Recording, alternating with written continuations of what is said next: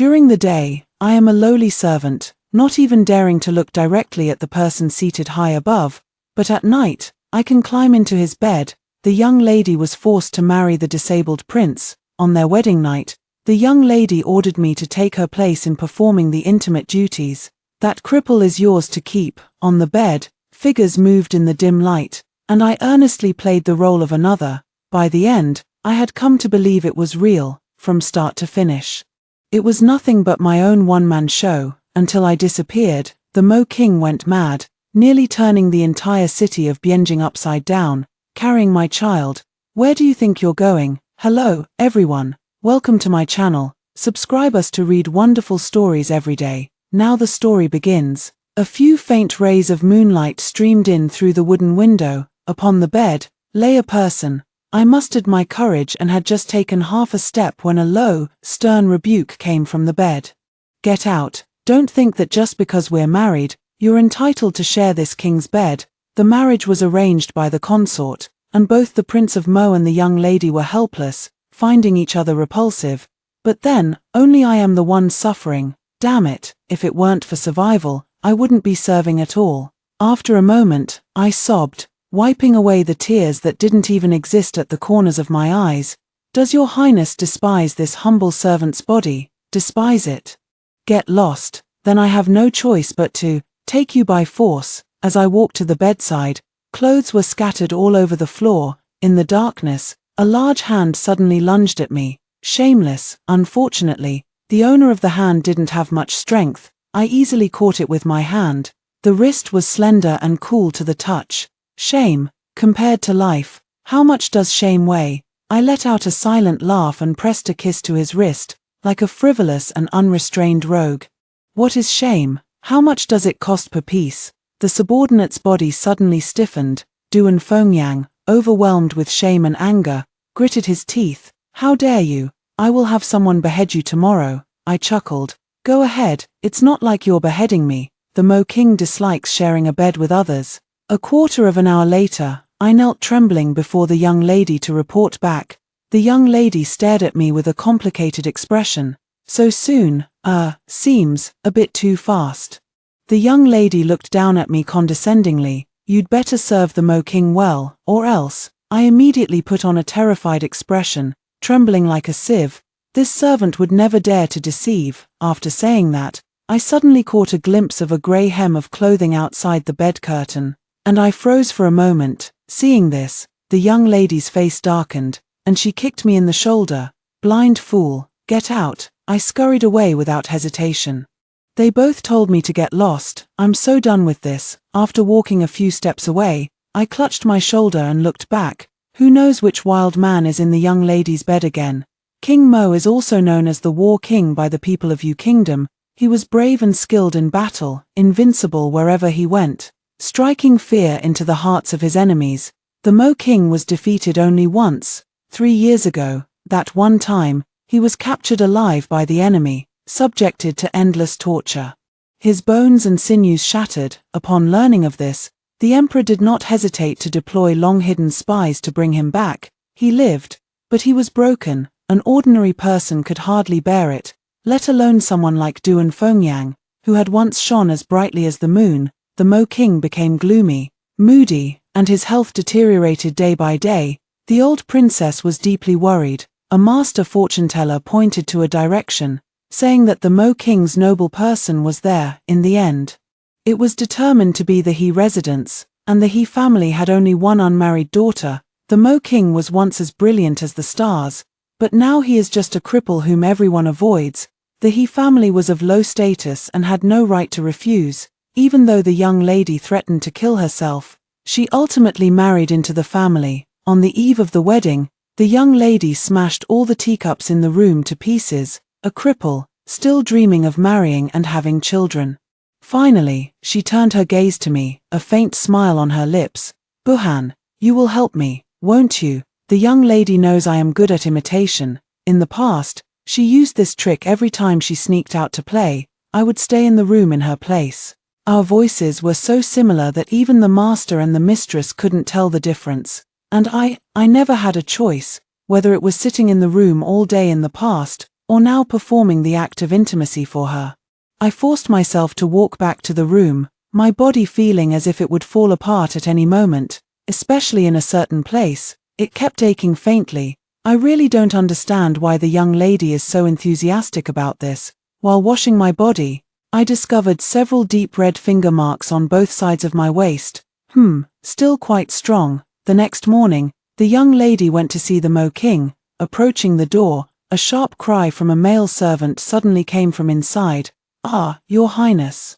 Why are there so many scratches on your body?" Hearing the sound, the young lady's footsteps abruptly halted. Following behind, I nearly bumped into her. Duan Fengyang snapped in a low voice, "Shut up." "Ha ha ha ha." An old man's laughter followed. "You're still young. Don't ask." In broad daylight, my face flushed bright red. Hot enough to hang in the sky as the sun. Last night was so painful. I can't remember what I grabbed at all. I quietly looked up, and a chill instantly ran down my spine. I saw the young lady with a gloomy expression, glaring at me fiercely. "Well, the sun has fallen. The old man is Dr. Li. He has been in charge of treating the King of Mo's health these past few years." When entering the room, Dr. Li happened to be holding a bowl of freshly brewed medicinal soup. The young lady smiled and took it, saying, "Let me handle it." As he approached, Duan Fengyan's face was cold and impatient, his eyes looking at her as if she were already dead. "Get lost, you eyesore."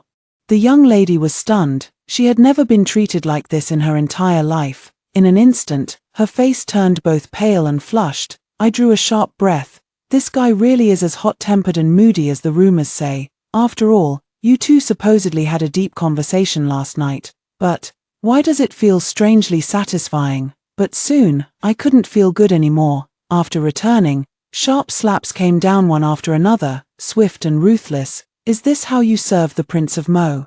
I think you're deliberately messing things up, trying to make the Prince of Mo hate me. Damn it." Finally, the young lady kicked me to the ground. I couldn't get up for a long while. My head was spinning, my vision went dark, and my cheek burned with a fiery pain. The anger she couldn't vent at the Mo King, she took out on me in full. After scolding for a while, the young lady got angry again and was about to kick me once more. At that moment, 1111 came in with tea and knelt down to plead for me. "Young lady, please spare Han." The young lady angrily threw the teacup at my side. With a thud, tea and porcelain shards splattered everywhere. "Teach her properly how to serve a man in bed. If she can't learn, just beat her to death. My life is indeed worthless. It can be freely picked by anyone. I used to think I was a chess piece. Then one day, the young lady said I was an object. To be a useful object is my honor." She is 5 years older than me and also serves the young lady, taking care of me like an older sister in daily life. She has been with a man before and knows more than I do. First, you have to know how to moan. Second, you have to know how to move. Got it, Bu Han. But my mind wandered, and I suddenly asked, "Then why does it hurt?" 1111 smiled with a meaningful expression. "It's just like drinking alcohol. The first time it burns your throat, but after a while," I nodded, only half understanding. From beginning to end, 1111 never asked me why the young lady had hit me or why I had to learn these things. She never seemed to be curious about anything. 1111 also grew up in a secluded mansion. And her cleverness lies precisely in this. To survive, I exerted every ounce of my strength, studying tirelessly, forgetting to eat and sleep. I worked so hard that when I saw Duan Fengyang from afar during the day, what's on my mind is how to do this and that to him tonight. Duan Fengyang is extremely good-looking, and it wouldn't be an exaggeration to say he is the most handsome man in Bianjing City. Such a proud and noble person. During the day, I can't even look him directly in the eye. At night, I could climb into his bed and dominate him. Lost in thought, I snapped back to reality with a sudden jolt in my heart. Duan Fengyang was already right in front of me, his dark eyes fixed intently on me. I nearly bit my tongue. Your Highness." Duan Fengyang turned his wheelchair, gliding past me without a trace of expression, leaving behind a cold remark, "Wipe your drool." My eyes widened, and as I reached out to touch it, my fingers met a shimmering, crystalline surface. Babbling nonsense. This is so embarrassing. Soon, the time came to test what I had learned. That evening, I decided to give it my all. The moonlight was serene as I closed the door and cautiously took 2 steps forward.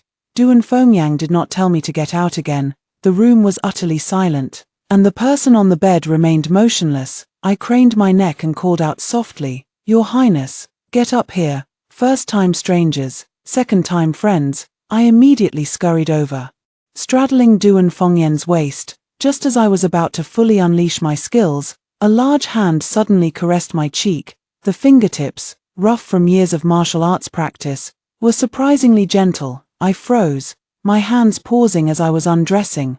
The palm print on my face hadn't faded. I had covered it with thick makeup during the day, but now it was exposed, and Duan Fengyang seemed as if he could see. After waiting a while, the air was so quiet that one could hear each other's breathing.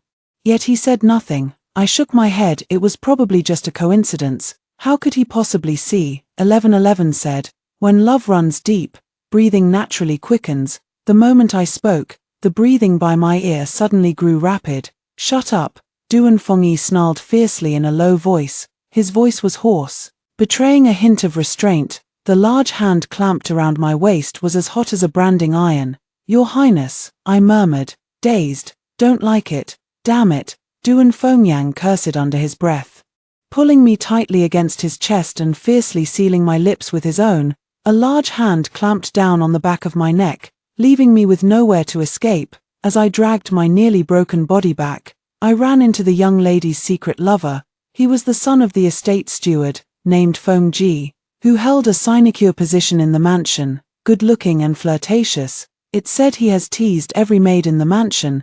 He had just come out of the young lady's room, looking quite satisfied.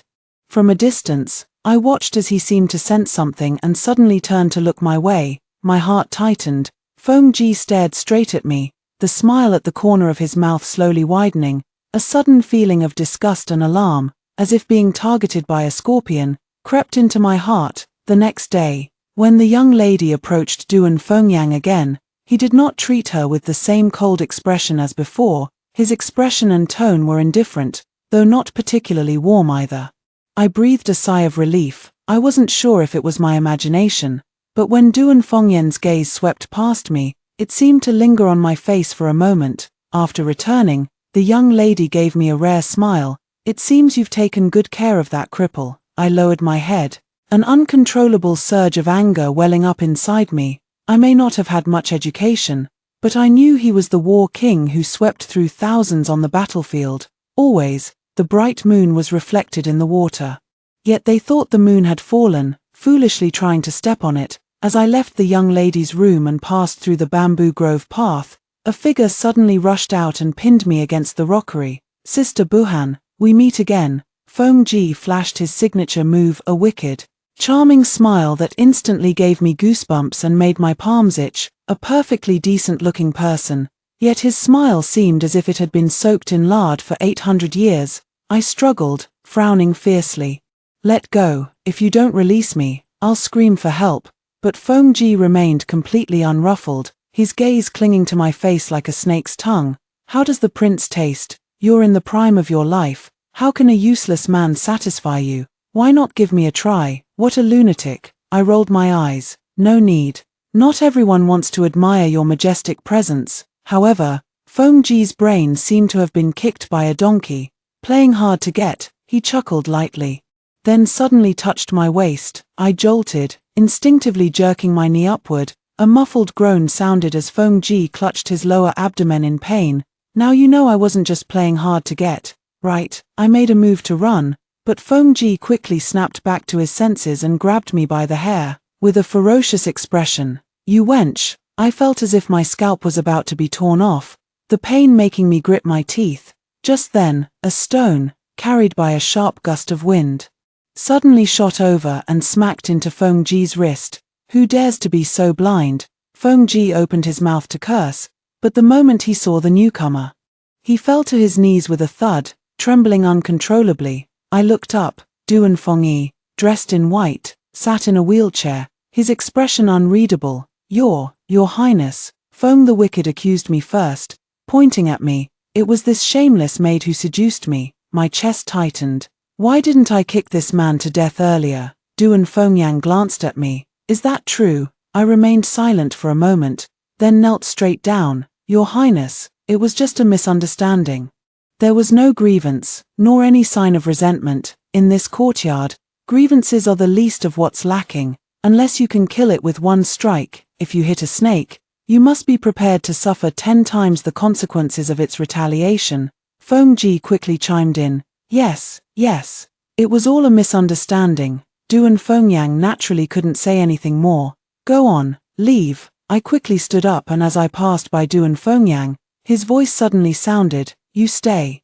Feng Ji glanced back at me, his eyes full of warning, hinting for me not to speak carelessly. I stood with my head bowed in front of Du and Fengyang, unable to guess his thoughts. A gust of wind swept by, rustling the bamboo grove, and I caught a glimpse of a white robe gently swaying before my eyes. I waited a moment, but Du and Fengyang remained silent. I slowly lifted my gaze and suddenly met a pair of deep, dark eyes. My heart pounded wildly. Your Highness, come here, my shoes are dirty. Oh.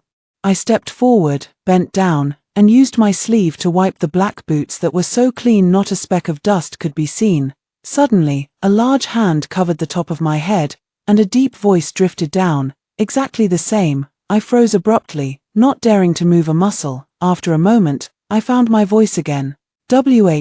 What? Du and Fengyang withdrew his hand. You may leave now. A flicker of amusement passed through his eyes as he looked up, almost as if it were my imagination, lying in bed at night. I tossed and turned restlessly. Does the prince know, or has he known all along? Then why hasn't he exposed me? If exposed, the young lady has her family's protection. At worst, she would only be divorced. But what awaits me is taking the blame for all the wrongs. A dead end. My heart, which had been racing up and down, didn't flutter for long before settling the next day. The consort dowager held the young lady's hand, her smile kind. The Wang family has few descendants. You must put in more effort. The young lady shyly glanced at Du and Fengyang beside her and quickly lowered her head. This made the dowager consort chuckle. Qingyan, this child, is too easily embarrassed. But I clearly saw the barely concealed, blatant disdain in the young lady's eyes as she looked at Prince Mo. I quietly looked up, wanting to see Du and Fengyan's reaction. But to my surprise, I saw him staring straight at me, a hint of amusement in his eyes. With just that one glance, I was certain. Du and Fengyang knew exactly who had shared that intimate night with him. After that, I would go to Du and Fengyan's room every few days. We understood each other without a word, neither of us piercing that window paper as thin as a cicada's wing, under the silver light. Two people of vastly different statuses were doing the most intimate of things. Even the moon would shyly pull a dark cloud to cover its face, quietly dimming its glow. Sometimes I wonder, was I forced into this?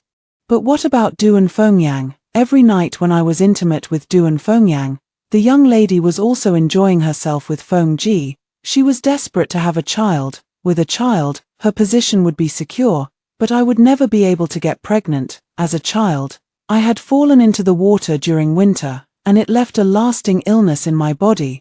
The doctor said I would not be able to conceive or bear children in the future. I cried my heart out over it at the time. Now I just feel fortunate that I no longer have to drink bitter contraceptive medicine every time. Just as the master said, Du and Fengyan's health gradually improved after we married. I feel this very deeply. But Du and Fengyan's benefactor isn't the young lady at all, it's clearly me. One noon, 11:11 happily came up to my side.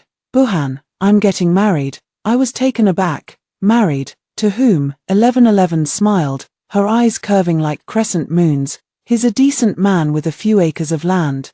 I've redeemed myself, and I'll be leaving in a couple of days. I couldn't bring myself to laugh. 11:11 was my only friend, but I still managed to smile. Congratulations. After 11:11 left, I sat under the big tree, lost in thought for a long time. I couldn't imagine my future. The young lady happened to see me as she went out and walked over. She scoffed. What? Do you also wish to marry? I lowered my head and mumbled, this servant does not. The son of the Wang family's cook in the estate is about your age. Next year, you shall marry him. My face slightly changed. I've seen the cook's son. His face covered in warts, and he's got a crooked neck that can't straighten up. Seeing my reaction, the young lady's face darkened. You ungrateful wretch. You still refuse. A lowly maid, after sharing the bed with the king of Mo a few times, you've forgotten your own worth. You should know, you're a barren woman. What man would ever marry you? That's right, no one. I tried to restrain myself from thinking of Duan Fengyang, but in the end, I couldn't help it. It was as if we were acting in a play that must never be known to others. The play will eventually come to an end.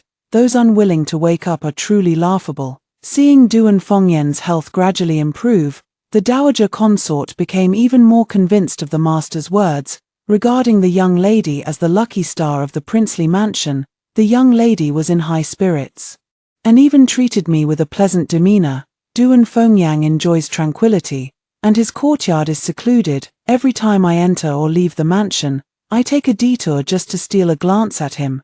That day, I stood behind a shady tree, craning my neck, and not far away was Duan Fengyang feeding the fish by the lake. Sister Buhan, the back of my neck suddenly felt cold, and I swiftly turned my head. I saw Fengji wearing a sickeningly sweet smile, waiting for me here. Before he could finish his sentence, a wave of intense nausea suddenly surged up my throat, and I couldn't help but lean against a tree, retching dryly. Fengji's face instantly turned as dark as soot. I never knew that hating someone could actually make you vomit, until I returned and felt nauseous even at the sight of the young lady's face. Then it hit me like a thunderclap. The next day, at the pharmacy, the doctor took my pulse and said with a smile, "Congratulations." My face instantly turned pale. How is that possible? I definitely can't be pregnant. Your body does make it difficult to conceive, but nothing is absolute. I walked back to the mansion with unsteady steps. I had fantasized countless times, though unrealistically, about what it would be like if I had a child. But now I feel no joy at all. He shouldn't have come. No one can tolerate him. He cannot be seen in the light, just like his mother. I lied and said I was having my period, so for the next few days, I didn't go to Duan Fengyang's room again. During the day, I no longer deliberately took detours to see him, and even if we occasionally ran into each other, I would immediately lower my head. One day, with the warmth of spring and flowers in full bloom, the weather was clear and lovely. The dowager consort, on a whim, gathered the whole family for a flower viewing outing in the countryside. Not long after enjoying the view, the consort dowager heard there was a temple nearby and hurried off to pay her respects. The young lady didn't want to be alone with Duan Fengyang. After a while of feeling like she was sitting on pins and needles, she excused herself to admire the flowers in the distance. I was about to follow when the young lady said, "Buhan, you stay and take care of His Highness." I paused mid-step, then lowered my head and stepped back into place. Before long, Fengji also left, in the same direction as the young lady. I could only feel a green light radiating from Duan Fengyang's head. What do you think they went to do? Duan Fengyang stared at Fengji's retreating figure and suddenly said nonchalantly. My heart trembled, and my words stumbled. Who to? Duan Fengyang looked at me, grinning eerily. Who else could it be? I dare not speak anymore. Duan Fengyang knows about the affair between the young lady and Fengji. He knows everything. Suddenly, my arm was pulled tight as Duan Fengyang yanked me in front of him, his large hand gripping my waist firmly. Have you been avoiding me these past few days? This servant wouldn't dare. Duan Fengyang chuckled softly. I think you're quite bold, especially at night. Are you trying to bury your head in the ground? I lowered my gaze, my heart in turmoil. I've been avoiding him for so many days, yet just one word or expression from him can make my heart tremble. Duan Fengyang's hand suddenly slid up from my waist, inadvertently brushing against my abdomen, and I jolted back with a violent shudder. Duan Fengyang's face darkened. All these days, I've been lost and confused. I've been fearful and uneasy. The emotions I had been holding back suddenly spiraled out of control at this moment. You know everything. How long do you intend to keep watching this show? Duan Fengyang stared at me, his eyes simmering with suppressed anger. What's the rush? I gave a bitter smile. Of course you're not in a hurry. You watch them, watch me, like we're monkeys in a cage. The moment you grow tired of the spectacle, we'll all be left with nowhere to bury our dead bodies. Duan Fengyang scoffed lightly, his eyes filled with undisguised disdain. So you're in a hurry to die? Or do you think that by climbing into my bed, you can transform into a phoenix and rise to greatness? Do you actually dare to hope for a title? I stood as if nailed to the spot. I never dared to hope for it. Yet why, at this moment, does it feel like an arrow has pierced my heart? I fled in panic. The lake mirrored my disheveled state. I remembered that winter when I was 7, after my father passed away, my mother brought me to the gates of the He residence before remarrying. You'll stay here from now on. With those words, my mother turned and walked away. I cried and ran after her, grabbing her hand. Mother, please take me with you. I promise I'll be obedient from now on. Mother shook off my hand and yelled, can't you think about me for once? Your father is dead. I'm already struggling on my own. How can I possibly take you, this burden, along? And so, I let go of my hand. I watched my mother's figure grow farther and farther away, until it finally disappeared around the corner, never to appear again. My hand rested on my lower abdomen as I whispered softly, Mother is sorry for you. In a daze, it felt like my own voice, yet also like my mother's. You shouldn't be upset right now, it might disturb the fetus. Suddenly, an aged voice came from behind. I was greatly startled and turned around abruptly. It was Physician Lee, who was by Duan Fengyan's side. Dr. Lee said with a calm expression, is it the prince's child?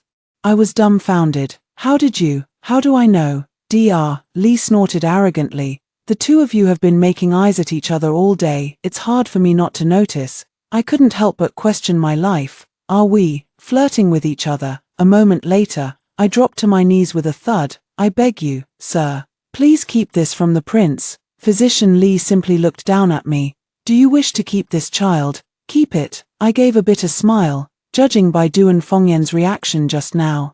If he knew I was carrying his child, he would certainly not tolerate it. Sir, do you have an abortion pill? Are you sure about this? Dr. Lee sighed. I will keep it a secret from the prince for now. He walked away slowly. Young one, think carefully before making a decision. There is no medicine for regret in this world. I slumped down in despair. Sunlight filtered through the leaves and fell upon me, but not a trace of its warmth could reach the hollow of my chest. At 7, I couldn't hold on to my mother's hand. Now, I couldn't keep the child in my womb, my beauty. So this is where you've been hiding. Feng Ji approached with a smile. In the silence and absence of others, the gaze he fixed upon me grew noticeably more unrestrained, a lingering, haunting presence. I felt for a stone behind me and gripped it tightly. Still dare to scheme against me, not afraid I'll vomit all over you. I sneered coldly. Hearing this, Feng Ji's expression changed slightly.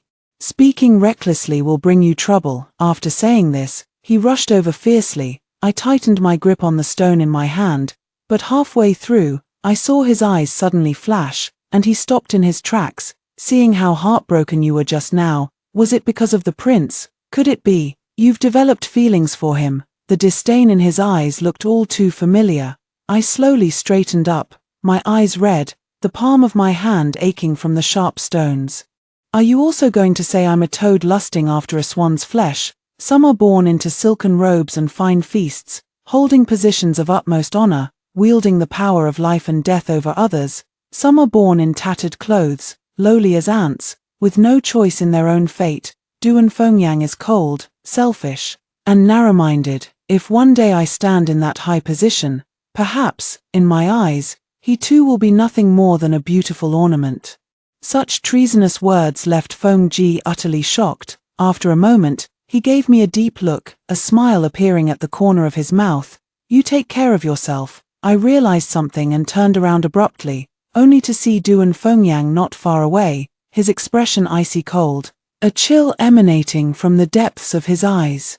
You have quite the nerve. The words seemed to be squeezed out from the depths of his throat. I dropped to my knees with a thud, pressing my forehead to the ground, utterly despaired. I am at your mercy, Your Highness. There was no response for a long time. After a while, I lifted my head, only to find that Duan Fengyang had long since disappeared from sight. After that day, Duan Fengyang and I fell into a cold war. On the day of the wedding night, I sat by the door, waiting for the right moment to leave. Duan Fengyang no longer said get up here, simply acting as if I didn't exist in the room. I thought Duan Fengyang's health would decline because of my coldness as his noble spouse, but it did not. His health gradually improved, and he could even stand up occasionally. looking no different from a normal person. One evening, he stood under the pear blossom tree, tall and graceful. His elegant posture so captivating that even the pear blossoms seemed to favor resting on his shoulders. I noticed the young lady nearby, her gaze no longer disdainful, but instead filled with a few traces of admiration and reverence. I saw the young lady walk over, and when Duan Fengyang looked at her, he broke into a smile. I saw his hand gently wrap around the young lady's waist. It was blindingly glaring. I realized that this act was about to end. At night, as soon as I stepped into Duan Fengyang's room, a figure suddenly pressed down on me. A faint silver light filtered through the lattice door, illuminating the face of the person before me. Your Highness, Duan Fengyang's eyes darkened. I shall hold you accountable for your crime. With that, he swept me up into his arms. The shadow of the treetops, borrowing the moonlight, crept onto the bed, swaying incessantly, until a hint of a sob escaped me. Duan Fengyang caressed my face, his tone so gentle it felt like an illusion. What's wrong? I don't speak. Duan Fengyang leaned in, carefully kissing away my tears. I clearly felt the trembling within my body at that moment. After it was over, I knelt before the young lady. The room was unusually empty of Fengji's presence. The young lady admired the finger guards on her hand, and her light, airy words fell like a heavy hammer. Leave, and don't come back again. Duan Fengyang's leg healed, and the young lady's heart was stirred. As the substitute, I became a useless object, discarded. That very night, the young lady ordered someone to quietly send me away in a carriage, extremely hasty. Before I could even collect my thoughts, the prince's mansion was already out of sight. A wave of melancholy washed over me. But isn't this exactly what I've always dreamed of? I can survive, and so can my child. From now on, everything there has nothing to do with me. Yet, in less than half an hour, the carriage suddenly came to a halt. A strong sense of unease instantly surged within me. Getting off, I saw two men approaching me with knives, their faces fierce and menacing. Such a beautiful face. It's a pity to just kill it. How about, you don't want to live, just get it over with and kill her? My heart sank heavily. I knew too much. And the young lady indeed couldn't tolerate me anymore. Their footsteps drew closer, the blades in their hands gleaming coldly. My legs felt as heavy as lead, death drawing nearer and nearer. Just then, wait, someone slowly stepped forward. Leave him to me. You two can go. Fengji looked at me with a faint smile. The two looked at each other, hesitating. Fengji said impatiently, I'll explain it to the princess. Only then did the two leave. Fengji looked at me, his smile widening. I was locked up. In the dim dungeon, heavy chains were clamped around my wrists. What you can't taste is always the most tempting. Fengji gazed greedily, leaning close to whisper seductively in my ear. Whether you live or die depends entirely on the choice you make. Understand? As he spoke, his hand reached out, a chill ran through me, and I opened my mouth to bite down hard on his ear, the taste of blood flooding my mouth. Ah! Fengji screamed in agony and struggled free, blood streaming down the side of his ear. Damn it! He cursed, his palm striking me fiercely, blow after blow. I was completely disoriented, in a daze. The metallic taste in my mouth indistinguishable whether it was Fengji's blood or my own. It took a long while before Fengji finally stopped, panting with rage. You just wait, I'll come back later to deal with you. Someone, call a doctor, quickly. But for the next several days, Fengji did not show up again. Without water or food, I was severely dehydrated and on the verge of death. The area around my locked wrist had festered and become a bloody mess, just when I thought I was about to die. The young lady came. You really aren't dead yet. Her gaze was filled with intense hatred. The prince has long known that it was you every night, not me. Buhan, you've kept me in the dark for so long. I heard you're pregnant. The young lady smiled sinisterly, her eyes fixed on my abdomen. My pupils trembled violently. No wonder the prince went mad as soon as you disappeared. As she spoke, her long whip cut through the air with a sharp crack, landing hard on me. Instantly, a tearing, heart-wrenching pain shot through my abdomen. My child. After a moment, I slowly raised my head, staring fixedly at her, my voice trembling. He Qingyan, after I die, I will become a vengeful spirit. I will make sure you suffer eternal damnation. In response, He Qingyan lashed her whip even more fiercely. I weakly lowered my head, my consciousness fading into a blur. The whip seemed to hesitate in its descent, and a faint sound reached my ears. Then, my wrist was suddenly freed. And my body sank abruptly. Someone had caught me. The scent was familiar, Doing out of bed, lie down and rest properly. Did the Emperor punish you? I asked anxiously. Duan Fengyang glanced at me disdainfully. Have you lost your mind from sleeping? Why are you punishing me? Duan Fengyang stepped forward, helping me sit down by the bed. He failed to teach his daughter properly. Qingyin's affair has disgraced the imperial family. She deserved to die, and the Emperor was so furious that the entire He family was nearly implicated. Only then did I feel at ease. After a moment of silence, Duan Fengyang looked at me and suddenly said, I've been away for so long because I was asking the Emperor for a marriage decree. A marriage decree? For whom? I was taken aback. Duan Fengyang shot me an annoyed look. For a certain blockhead who just doesn't get it. My face showed no joy. Your Highness previously said that my status is lowly and unworthy of you.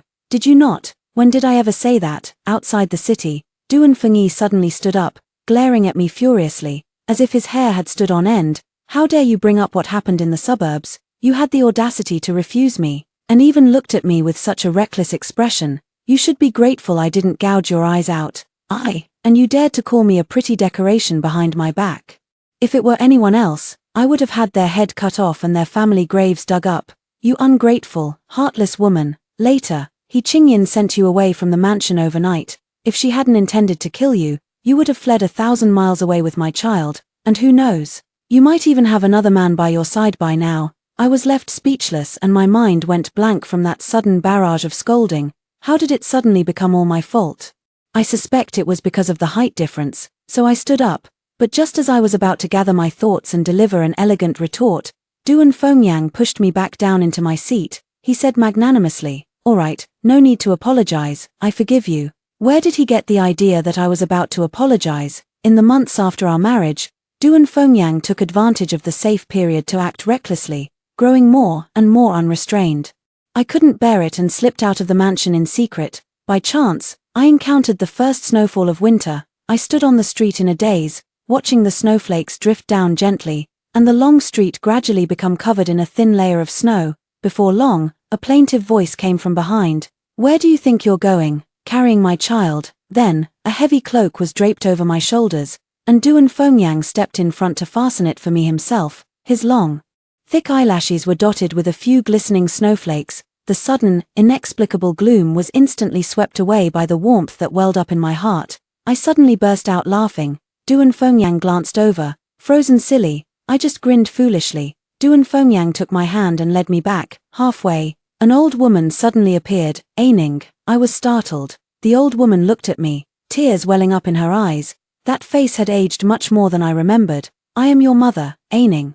My voice was a bit hoarse, as if suddenly filled with sand. What can I do for you? Polite yet distant, the old woman was taken aback, and after a long pause, she slowly began to speak. Later, she got married and had children. She thought she would live a happy life. But she never expected her husband to be a gambler. Over the years, she has been living beyond her means. Now, her child is seriously ill and she has no money for treatment. Hearing that I had become the princess consort, she came to find me. As if afraid I would refuse, she quickly said, Aining, I know you resent me. But if I hadn't sold you to the He family back then, you wouldn't have met the prince, nor would you be enjoying the wealth and honor you have today. Back then, once she left, she didn't appear for over a decade. Snowflakes fell on my face, a bit cold, and a little stinging. Duan Fengyang's voice beside me was somewhat cold. Shall I have someone drive her away? I turned my head and simply asked calmly, Do you have any money on you? Duan Fengyang frowned slightly. A moment later, he raised his hand slightly, and immediately a guard appeared, handing a silver note to the old woman. The old woman's eyes instantly lit up, her smile unable to be concealed. Thank you, Prince and Princess. Duan Fengyang pulled me along as we continued forward. He didn't ask anything, nor did he say anything, only gripping my hand tighter. After walking for a while, I slowly spoke, my tone as light as snowflakes. It was also a snowy winter like this. After Mother left, I stood at the small gate of the He residence for a very, very long time, until a thick layer of snow had settled on my shoulders. I knew she would never come back. I was so frozen that my body stiffened. After entering the house, the young lady asked me what my name was. And I said, Bu Han, no cold, I hate winter. I wish it would never come again. I hope I never have to stand in the snow waiting for another person again. I stopped walking and looked seriously at Duan Fengyang. Not anymore, just as she said, I met you, and I am willing to forgive everything that happened before. Duan Fengyang's eyes were tinged with a smile. After a moment, he snorted, you finally realize how good I am. I've always known. Then why won't you get close to me? I helplessly glanced at my full belly. Duan Fengyang was incredulous. Am I, the prince, less important than an unborn child? No, then, if I and the child fell into the water, who would you save first? I turned and walked away without a word. Behind me came Duan Fengyang's furious voice. Why aren't you answering? Stop right there, Your Highness.